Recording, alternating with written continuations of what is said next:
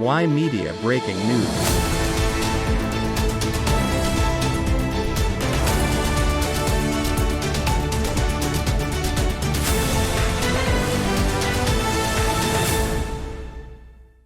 Canadian wildlife and public health experts are on an alert amid a rise in mammals getting infected with bird flu. A recent research by federal scientists warns of a potentially devastating pandemic if the virus tearing through poultry flocks eventually mutates to spread efficiently between humans.